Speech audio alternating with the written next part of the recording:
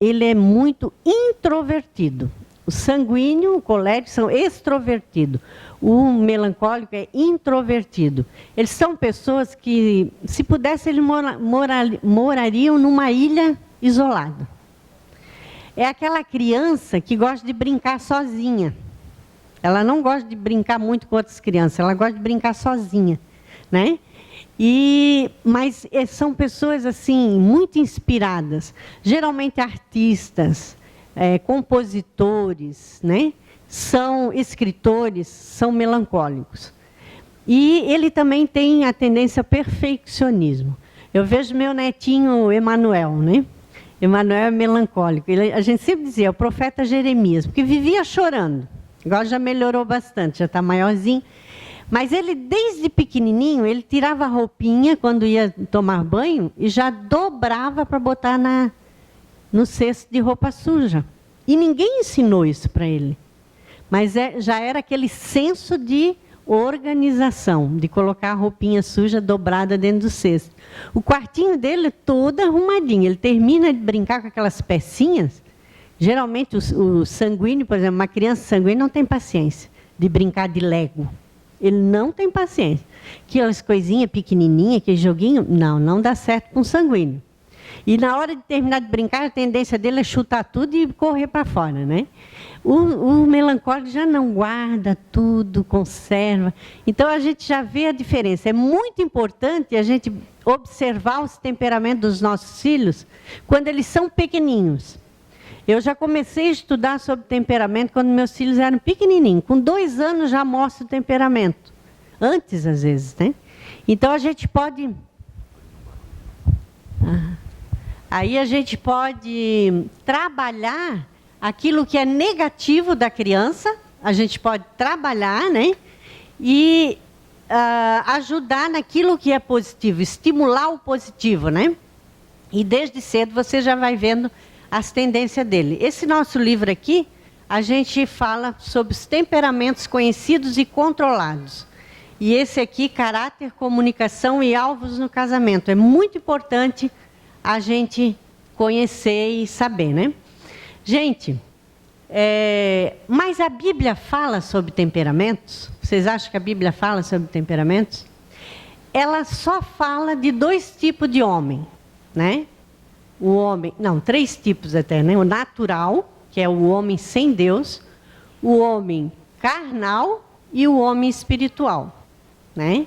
Então, não fala de temperamentos, mas a gente sabe que os temperamentos existem, que fazem parte da nossa personalidade, mas eles podem ser controlados pelo Espírito Santo. Aleluia. Isso a gente vê muito nos apóstolos, né? Os discípulos de Jesus.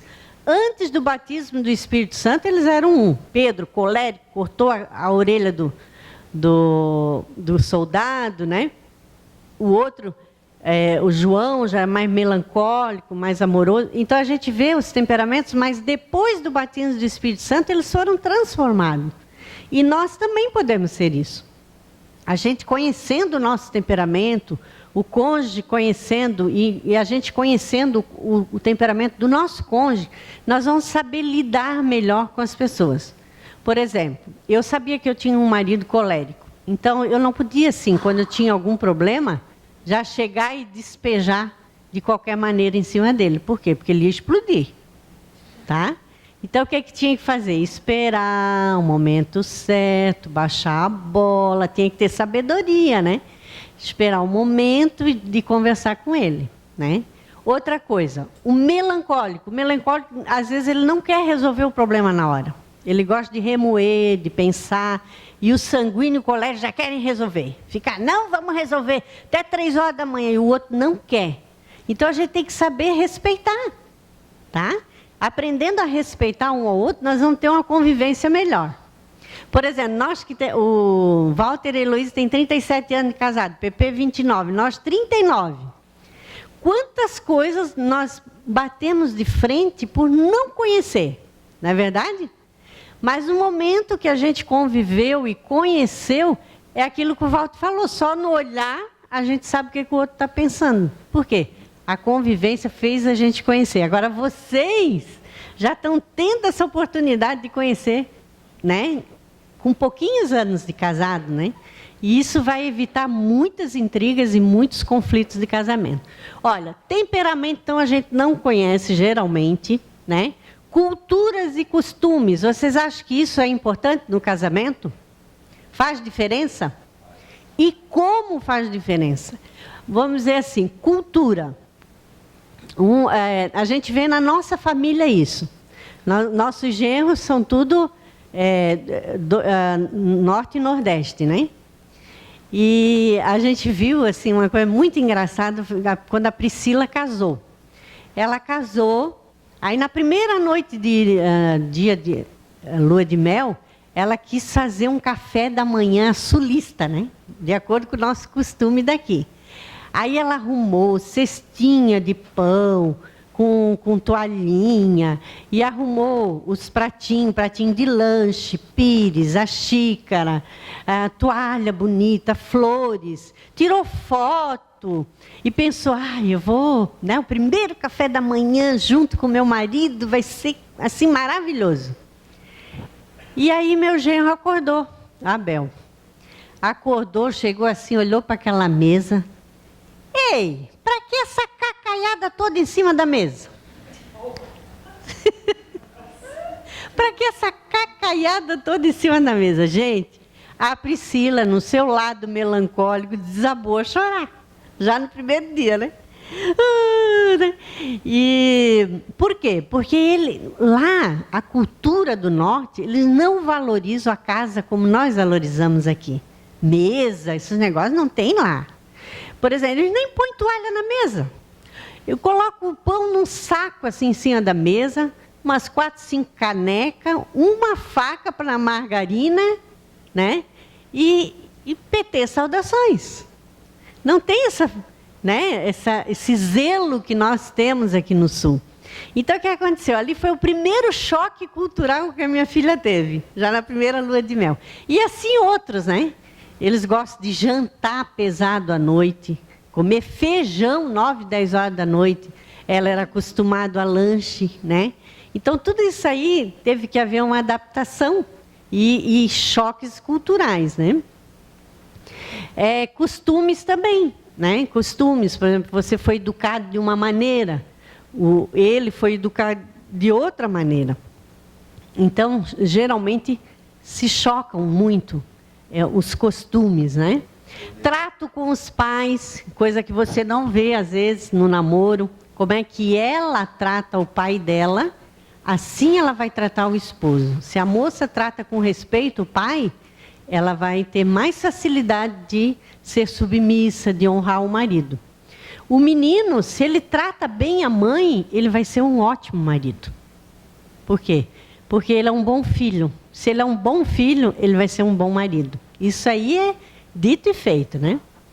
Então, cuidados e relaxamentos em casa, por exemplo, quando você não sabe como é que ele cuida das coisas dele, aí depois por exemplo, um colérico que é bem perfeccionista e o outro é sanguíneo, já não é tão cuidadoso, então entra em choque, né? Aquelas toalhas molhadas em cima da cama, os sapatos que não vão para a prateleira, né? No nosso caso, eu e Giovanni, nós tínhamos muito choque.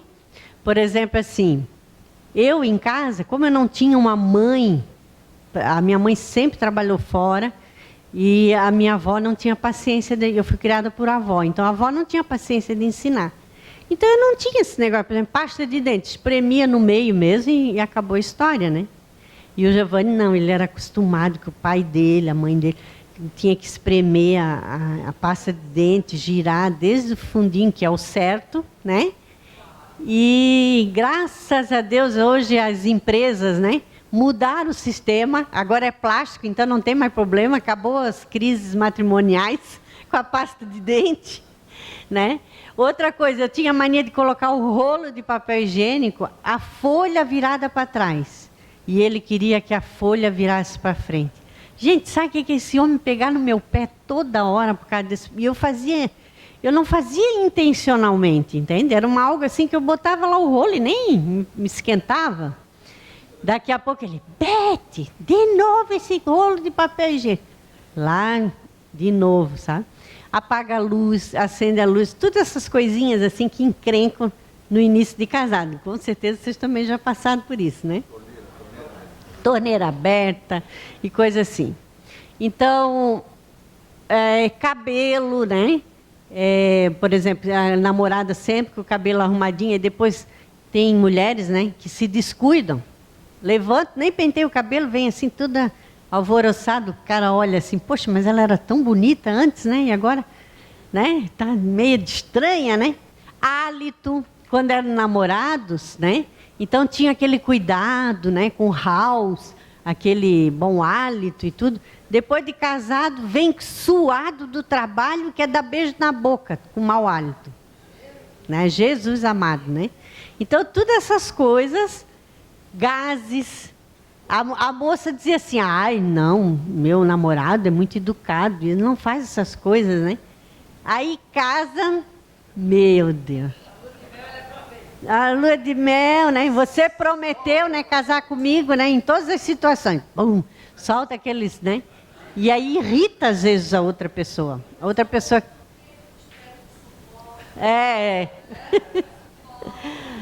Arroto, gente, eu tinha tendência, eu tinha irritação, agora já me acostumei, né? Mas com arroto. Gente, eu não sei arrotar alto, porque eu fui acostumada que era falta de educação. Então, só baixinho, né? E aí eu chegava lá na casa dele, a família toda, bom, aqueles arrotos enormes, né? Gente, eu ficava horrorizada. Todo mundo soltava livremente, né? Tudo aquilo que não prestava saía mesmo, né? E eu era acostumada tinha que sair atrás da porta. Soltar pum atrás da porta. Imagina. Aí tá. Chulé, coisas que a gente também não sabe, né? De namoro. Mau humor. Então, isso são algumas coisas que a gente não vê no período de namoro, que depois com o casamento vem e às vezes irrita a gente. Então, antes de casar, os olhos são fechados, não se vê nada. Mas depois de casar, eles ficam bem abertos para isso. Mas aí a tendência é ficar olhando essas picuinhas. Entende, gente?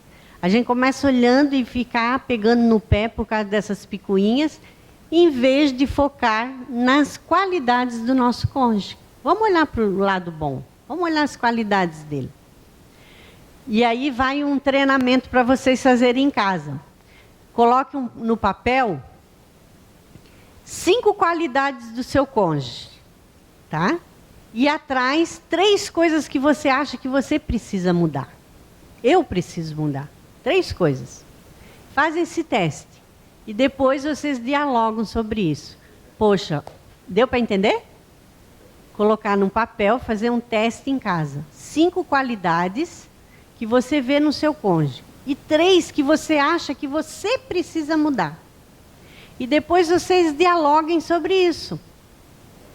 Orem sobre isso, né? E vamos procurar mudar. Então é típico que ambos se casem sem saber como entender, falar, agir e como satisfazer as necessidades do outro. É normal isso.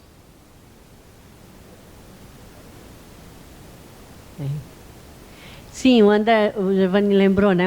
O André e a Leila, lá na Shalom, está fazendo um trabalho lindíssimo com os casais, com os candidatos a casamento. Então já está abrindo um pouco os olhos, né? Eles têm 12 aulas no ano antes do casamento. Então já vai abrindo, as pessoas já vão conhecendo no namoro e no noivado. Vocês lembram que ele deu o testemunho lá, né? Que muitos terminaram o namoro, o noivado, porque se conheceram através desse curso que eles realmente não iam dar certo. Isso é importante, né? Então, isso é um zelo da igreja pelos membros, né? A igreja tem que investir em preparar seus jovens para o casamento e restaurar os que têm sido feridos na caminhada. Né? Então, é um zelo da igreja. Se toda a igreja se preocupasse com isso,